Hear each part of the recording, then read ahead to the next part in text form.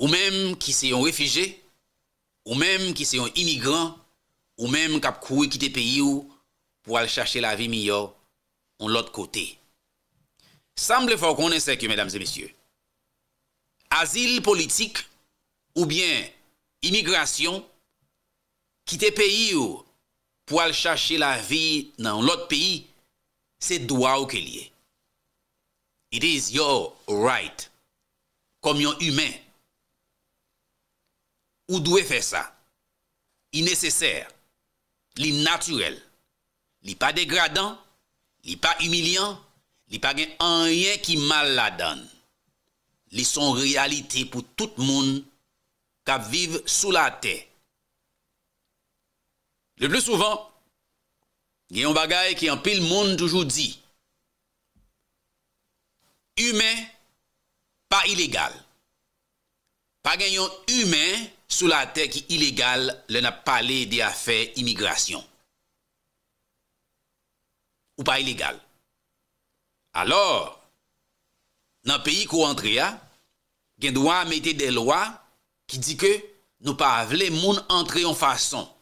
Et si on entre en façon ça, selon loi pays ou illégal.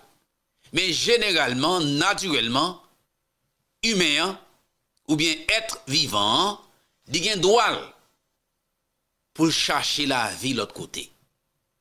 Par contre, si on regarde parfois où on cherche des oiseaux qui volent en groupe, c'est immigrants qui ont. Ils ont un côté, ils suspectent pour aller Freddy, pour aller bagage quelconque. Et ils ont tout décidé, ils ont parti. Ils prennent quand terre, ils ont volé, ils allent de l'autre côté. Ça, c'est immigrant. Poisson fel, toute bête vivant, fourmi fel, quel que soit être vivant, yo immigré. Pour ça qui est religieux, nous connaissons très bien, la Bible parlait d'immigration. Jacob, par exemple, l'état réfugié qui côté? Au Canaan. Canaan, c'est Afrique, petit africain. Canaan, c'est petit à petit, Cam. Donc, réfugié à lui-même, c'est un bagage qui ancré dans l'être humain, pas rien qui mal à ça. Par exemple, dans Deutéronome 10, 18, si vous avez un texte là pour nous, mais ça qu'il dit, il montre comment que Dieu dit, il remet étranger. Mais qui ça étranger à lui-même? Étranger, qui ça qui est d'après vous-même? C'est ça qui vient habiter côté où il est. Et qui ça la Bible dit?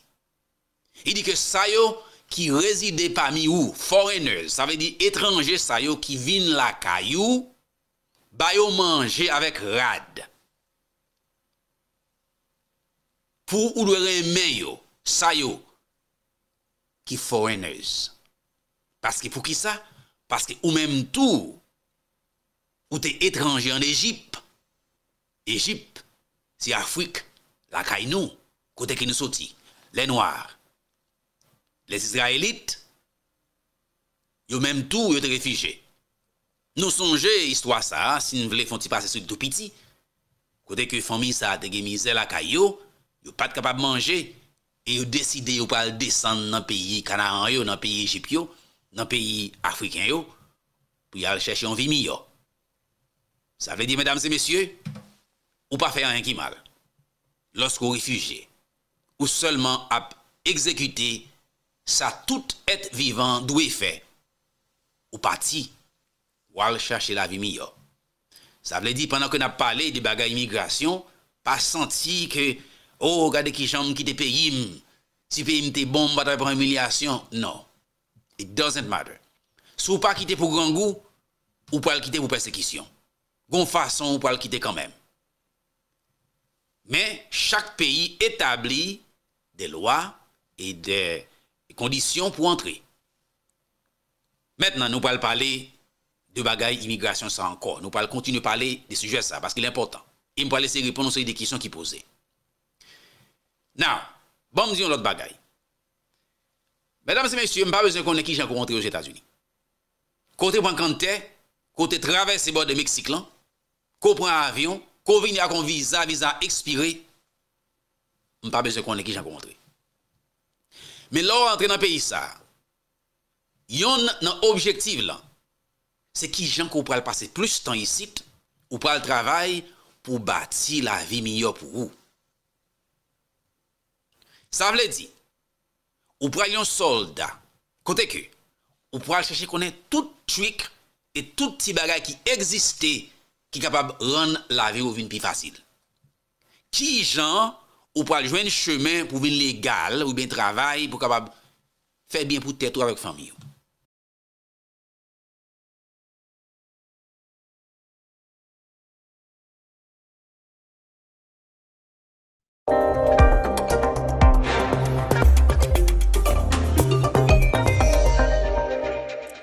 Bertrand Villemer, bonsoir. Vous êtes pilote d'essai, expert de justice, enquête accident auprès des tribunaux. Jeudi matin, c'est donc crashé le 787 Boeing de Air India. On n'a toujours aucune idée de ce qui a pu causer ce crash. On va le revoir, et les images du crash. Et vous, l'expert, que disent-elles d'ailleurs ces images? Alors, on voit l'appareil qui est en cours de décollage. Pour l'instant, on ne peut rien dire de particulier, si ce n'est que ça a l'air nominal. Et puis dans quelques secondes, quand il aura passé derrière la cabine de starter que vous voyez, vous verrez qu'il prendra, et là il prend son assiette de décollage, avec une pente de décollage qui a l'air, encore une fois, il n'y a pas grand chose à dire, c'est un appareil qui est proche de la masse maximum, hein, il y a près de 100 tonnes de carburant dedans, et là, à partir de ce moment-là, 10 secondes après le décollage, vous voyez qu'il arrête de prendre de l'altitude, et il commence à descendre, tout en étant contrôlé. C'est-à-dire que l'appareil reste stable, en roulis, en lacet, il est en ligne de vol, et il va aller comme ça jusqu'au sol. Et qu'est-ce que ça dit, ça? Pourquoi est-ce qu'il stoppe son envol? Ça veut dire quoi? Qu'il n'y a plus de puissance dans les moteurs? Alors actuellement, il y a 3 écoles de pensée, surtout outre-Atlantique. Je suis en contact avec mes collègues, notamment anglais. Il y a trois possibilités. La première possibilité, c'est ça ne poussait pas assez. Pas de moteur. Donc pas de moteur. Attendez, il y a 2 moteurs sur un 787. Non seulement il y a 2 moteurs, mais s'il y a 2 moteurs, c'est pour que l'appareil puisse voler avec un seul. Mais il vole pas. Un avion peut décoller avec un réacteur. Exactement. Mais dans certaines conditions de vitesse. S'il est trop lent, il ne pourra pas décoller avec un seul moteur. Je ne vais pas rentrer dans le détail. Mais donc, puisqu'un avion peut voler avec un seul moteur, là, dans ces conditions-là, si sa configuration, on en parlera un peu après, était correcte, alors il aurait fallu que les 2 moteurs tombent en panne en même temps. Et ça, statistiquement, c'est rarissime. Je crois que ça s'est vu une fois dans l'accident de l'Hudson, où l'A320 a fait demi-tour et s'est posé sur l'eau, parce qu'il avait ingéré des oiseaux, des nuées d'oiseaux dans les 2 moteurs en même temps. Mais le fait qu'avoir les 2 moteurs qui s'arrêtent quasi simultanément, c'est quasi impossible. Pourquoi? Parce que les moteurs sont faits pour être ségrégés en termes de cause de panne. Le seul point commun, entre guillemets, qu'il y a entre les 2 moteurs, c'est le kérosène. C'est le même kérosène. Donc, il y a une deuxième école qui consiste à dire, attention, le kérosène pourrait être pollué. Et là, si le kérosène est pollué, il est possible que les 2 moteurs tombent en panne à peu près en même temps. Voilà. C'est la deuxième école de pensée. La troisième école possible, c'est de dire les volets qui étaient mis ne correspondaient pas à la vitesse de décollage. Les volets, c'est sur les ailes, là, c'est ça? Les volets, c'est des plans arrière qui sont à l'arrière des ailes, qui permettent d'augmenter la taille de l'aile. Donc une faute du pilote, quoi. J'allais le dire. On va dire c'est un facteur humain. Donc ça permet d'augmenter la taille de l'aile, mais pas n'importe comment. Ça permet de voler lentement. Et par exemple, si vous êtes à des masses très fortes et à des températures très fortes, c'était le cas. Ce qui était le cas, il faisait 40 degrés. Ouais, un petit peu moins, 37, disent les papiers officiels. Alors, il faut mettre des volets adaptés. Si vous mettez peu de volets, quand un avion il est en ligne de vol au-dessus de l'Atlantique, il n'y a pas de volet du tout. Parce qu'il a de la vitesse, il peut aller vite. Mais si vous demandez à un avion d'aller lentement, il faut mettre des volets adaptés. Si les volets ne sont pas adaptés, même sur 2 moteurs, ils ne volent pas. Et c'est ce qui s'est passé en 1998 avec un DC-10 de Delta Airlines, où ils se sont trompés dans la mise des volets. Au lieu de mettre les volets 37, ils ont mis des volets 5. Normalement, il y a une alerte quand vous vous trompez. Cette alerte ne marchait pas. Et donc l'avion a décollé, très bien. Il a roulé sur la piste, parfait. Il a décollé, et puis une fois en l'air, il ne tenait pas en l'air. parce que la configuration de l'aile ne permettait pas d'aller à cette vitesse-là. Alors, on a dit que c'était un pilote expérimenté qui pilotait cet avion. Les pilotes expérimentés, il y en avait sur le Rio Paris. Hein. Donc, ça peut arriver, ce type d'erreur peut hélas arriver. Une faute, une erreur humaine. On va retrouver les boîtes noires, on les a retrouvées. Est-ce qu'elles diront la vérité? Est-ce qu'on la saura un jour? Est-ce que l'enquête permettra d'être affirmatif? Ah oui. Oui. Oui. Il y a 2 boîtes noires. Hein. Il y a celle qui enregistre les paramètres, tout ce que vous voulez comme paramètres, il y en a beaucoup, qui reste très longtemps avec une mémoire qui fait une trentaine d'heures. Et puis il y a l'enregistrement, non pas des communications entre l'aéroport et la tour, mais dans toutes les communications.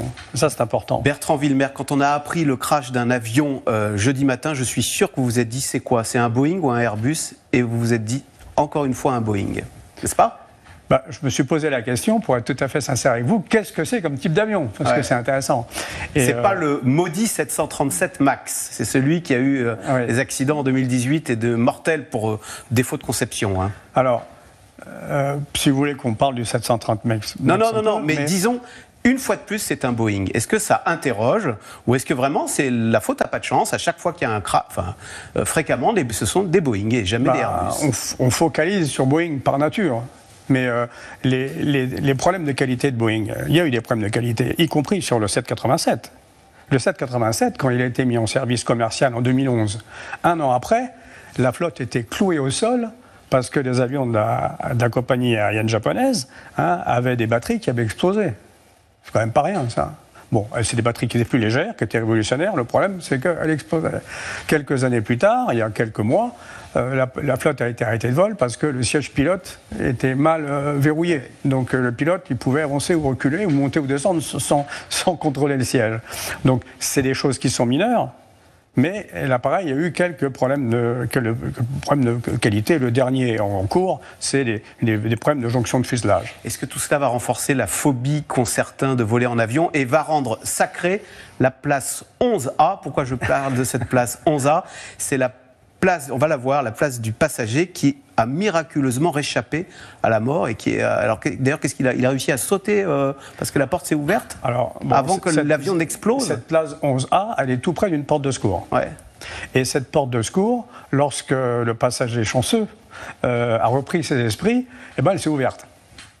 Parce que quand un avion arrive dans ce crash, le fuselage se disloque. Là, non seulement le fuselage s'est disloqué, mais en plus, il y a les 100 tonnes de kérosène qui sont embrasées. Et donc, c'est pour ça, d'ailleurs, qu'il y a des marques de brûlure. Et il avait la chance de ne pas être du côté de la façade de l'immeuble dans lequel ils sont encastrés, l'université de médecine. Il était du côté où il n'y avait pas la façade. Et donc, il a vu qu'il y avait une petite place, un petit trou entre la porte ouverte et puis le mur, et il est passé par ce petit trou. Donc il a eu de la chance, mais il a eu aussi le courage de passer par ce petit trou. Je parlais de Boeing quand même, une fois de plus. Est-ce que se développe chez les passagers, c'est un article du Parisien qui stipulait ça, ça fait peur, l'angoisse des passagers après les incidents à répétition sur Boeing. Et puis alors Bruno Le Maire avait dit l'an dernier à Berlin, c'était il y a 1 an, alors il avait dit à la cantonade, enfin quand même, il était ministre, il avait dit « Je préfère désormais voler en Airbus que de voler en Boeing. Ma famille aussi, elle tient à moi. » Est-ce que vous rencontrez des gens qui ont déjà une phobie de l'avion et qui disent alors sur une Boeing elle est au carré? Oui, on en rencontre, mais c'est des choses qui sont volatiles. Dans 1 an ou dans 2 ans ou dans 6 mois, s'il n'y a pas, et là j'espère, pas de crash comme ça, tout le monde aura oublié. C'est un problème pour Ryanair qui a décidé de ne s'équiper que d'avions Boeing alors que EasyJet n'a que des avions Airbus. Il prend plus de risques, mais le problème, il faut attendre le rapport de la commission d'enquête. Si la commission d'enquête montre que les moteurs sont arrêtés parce qu'ils ont ingéré des oiseaux, c'est absolument pas de la faute de Boeing. Bien sûr. Et pour reprendre des problèmes de qualité de Boeing, il n'est pas le seul responsable. Parce que la vérification en termes d'aéronautique est faite de telle façon qu'il y a les gens qui font et il y a les gens qui vérifient. Les gens qui font, c'est le privé, les gens qui vérifient, c'est le public.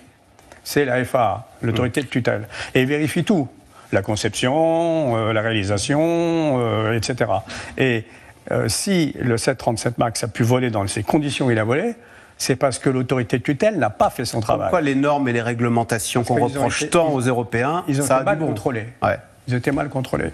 Et puis, ce qu'on peut dire aussi, c'est que les ennuis de Boeing n'avantagent pas plus Airbus que ça.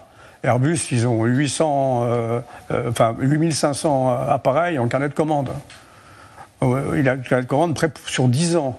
Donc leur problème, c'est de produire, c'est pas d'avoir des commandes. Le deuxième point, c'est qu'il y a énormément de pièces communes entre le Boeing et Airbus. Le 737 MAX, par exemple, il n'est livré qu'avec le moteur franco-américain.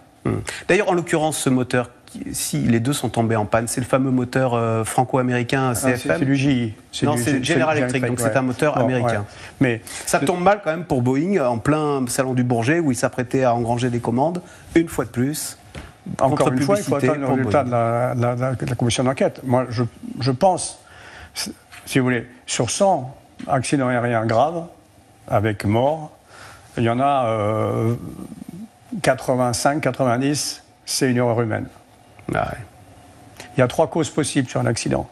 Soit c'est l'environnement, des oiseaux qui rentrent dans les réacteurs, la météo qui est mauvaise, des turbulences, tout ce que vous voulez, l'environnement, d'accord. Soit c'est la technique, il y a une pièce qui casse, il y a un logiciel qui bug. Soit c'est l'homme qui se trompe. Il y a un des 3, ou la conjugaison de ces 3 dans le temps et dans l'espace. Voilà. Là, c'est pas impossible que ce soit une conjugaison de 2 facteurs, humain et technique.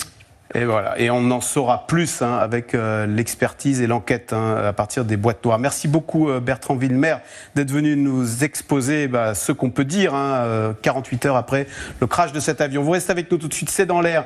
On revient sur la riposte de l'Iran après l'attaque israélienne. C'est dans l'air qui est intitulé ce soir « Conflit Israël-Iran, un revers pour Trump ».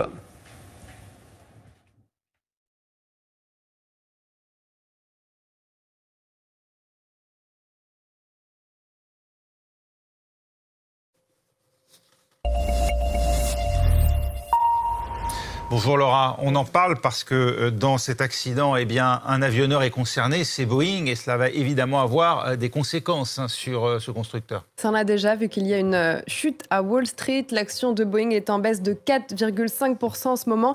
Dans un communiqué, le constructeur américain dit s'employer à recueillir davantage d'informations. Mais voilà, bien qu'on ne connaisse pas l'origine de l'accident, les investisseurs, les marchés s'inquiètent, avec une réaction d'autant plus vive que les avions Boeing ont déjà connu, vous le savez, des accidents à répétition ces dernières années. Il y a eu un moteur qui a pris feu, une porte arrachée, 3 crashs de Boeing 737 MAX, etc. Et cette fois, c'est un modèle d'avion différent qui est en cause. Et c'est d'ailleurs ce qui étonne les experts. Il s'agit du Boeing 787 Dreamliner. C'est le premier crash pour cet avion emblématique. Écoutez l'analyse de Gérard Felzer, président d'Aviation Sans Frontières. C'est au micro de Jean Barrère. Le 787 est doté des nouvelles technologies, c'est un avion beaucoup moins gourmand, beaucoup plus confortable, qui est l'équivalent, en gros, la réponse américaine de l'Airbus 350, long courrier, bimoteur également. Donc ils sont concurrents sur ce même créneau et ce sont des avions absolument sûrs. Alors celui-là, en question, il a été acheté il y a à peu près 14 ans, ce qui pour une compagnie aérienne et pour un avion, c'est pas aberrant. Boeing s'en vote de ce modèle, Raphaël. C'est même, selon l'Américain, le programme de gros porteurs qui s'est vendu le plus rapidement de toute l'histoire de l'aviation. Rien que ça, le Dreamliner est entré en service en 2011 et on parle d'un total de presque 2600 commandes. Près de 900 sont encore en attente de livraison. Ça témoigne du succès du modèle. Plus de 80 compagnies dans le monde l'ont acheté.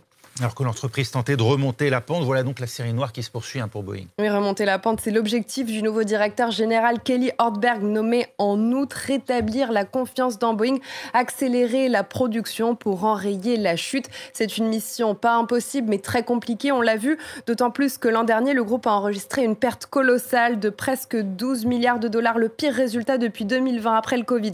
Très peu d'avions ont été livrés l'an dernier, 348 seulement. Les 2 tiers des avions vendus étaient des Airbus, alors que les 2 géants font d'habitude moitié-moitié.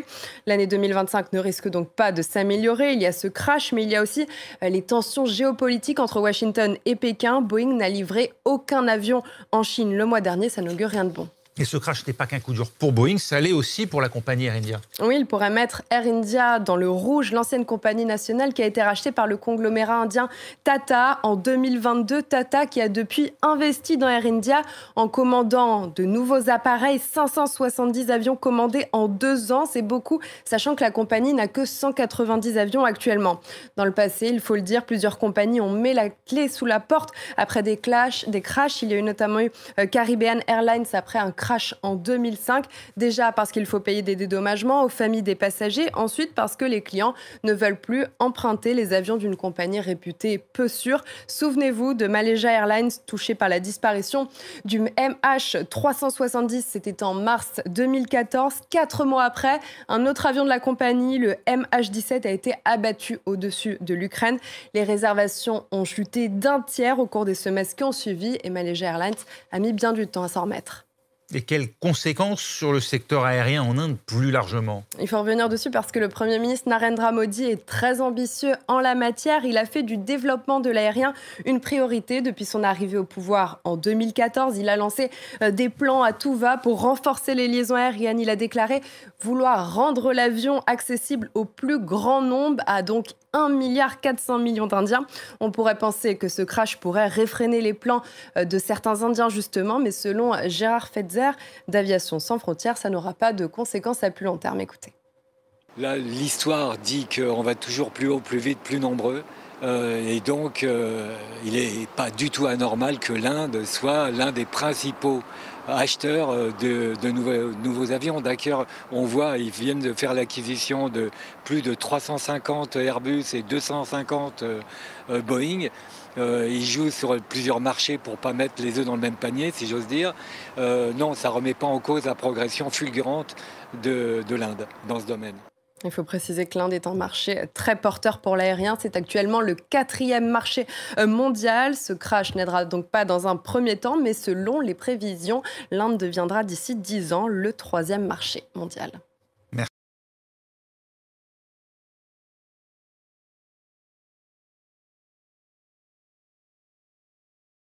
Xavier Iacovelli, vous êtes sénateur RDPI, Renaissance des Hauts-de-Seine, vice-président du Sénat. On va revenir sur les sujets développés évidemment dans le journal et on commence par un mot sur ce qui s'est passé cette nuit, ces frappes israéliennes sur des sites en Iran. Ça vous inquiète ?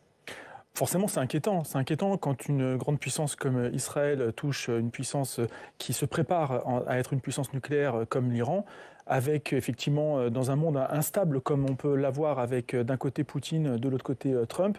Oui, c'est inquiétant. C'est inquiétant pour tout le monde occidental, c'est inquiétant pour la planète en général. Est-ce qu'il y a un risque d'escalade ? Il y a un risque d'escalade, oui, tout à fait. Et donc moi, je me suis réveillé ce matin avec cette information comme tous les Français et on ne peut qu'être inquiet. Et donc je pense que les messages d'appel à la désescalade de la part de l'ONU vont dans le bon sens, mais le problème, c'est qu'ils peuvent être entendus, parce que Benjamin Netanyahou dit qu'il poursuivra cette opération. C'est que je pense que malheureusement, ils ne seront pas entendus par le gouvernement israélien et encore moins par le gouvernement iranien. Et donc, je pense que malheureusement, on s'apprête à rentrer en guerre beaucoup plus large que ce qu'on peut penser. On va regarder, comme tous les jours, la une de la presse régionale. Maintenant, on en a sélectionné 3. La une du Midi Libre. Sécurisation des écoles, mission impossible après la mort d'une surveillante. Le Premier ministre qui veut expérimenter ce système utilisé dans les aéroports pour détecter les armes en métal. La deuxième une, celle de la Dépêche, retraite la piste de la capitalisation. Le conclave s'achève la semaine prochaine. L'introduction d'une dose de capitalisation individuelle est évoquée pour sauver le système. Et puis dernière une, celle du Courrier de l'Ouest. Dans le secret des futures listes aux municipales, à 9 mois maintenant du scrutin, les états-majors des partis posent les bases avant de dévoiler leurs candidats à la rentrée, chacun avec sa stratégie. De quelle une avez-vous envie de parler ? Parlons des futures municipales. Vous êtes en charge, je vois, à Renaissance des élus locaux. Comment vous préparez ces municipales ? Alors il y a un travail qui est fait à la fois avec Renaissance, avec Territoire de Progrès, parce que vous savez que je suis président du parti qui est associé à Renaissance, qui s'appelle Territoire de Progrès. Et plutôt l'aile gauche de Renaissance. Les sociodémocrates.